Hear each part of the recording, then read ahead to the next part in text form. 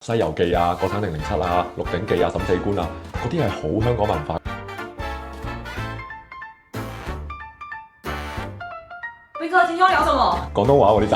唔知啊，我唔知廣東話。你上次剪嗰集咧剪得好好啊，好多 fans 啊，我多咗1000個 follower。咁今日同大家講話點解我會咁香港，係因為我由細到大接受香港嘅文化咧，係有一點係好得意嘅，就係睇搞笑劇咧。周星馳啊，周星馳嘅笑話咧，我細個嗰啲電影咧，我由細睇到大，呢個真係好得意嘅文化。我爹哋媽咪唔中意周星馳，因為佢哋嘅 culture，佢哋嘅文化重台灣，佢哋覺得周星馳演嗰啲無厘頭搞笑嘢好低級啊。但我明，因為佢哋嘅文化喺台灣嗰陣時嘅高雄，佢哋嘅搞笑劇係唔係咁嘅。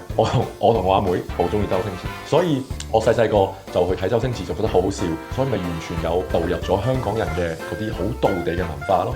佢睇每套電影啊，《西遊記》啊，《國產007》啊，《鹿鼎記》啊，《審死官》啊，嗰啲係好香港文化，所以有陣時會想睇翻嗰啲戲咯。跟住我又有台灣嗰邊嗰啲吳宗憲啊，嗰啲《超級星期天》啊，《綜藝大熱門》啊嗰啲去加持咧，所以我就可以覺得一齊咁樣去學唔同嘅文化咧，我覺得睇笑話咧。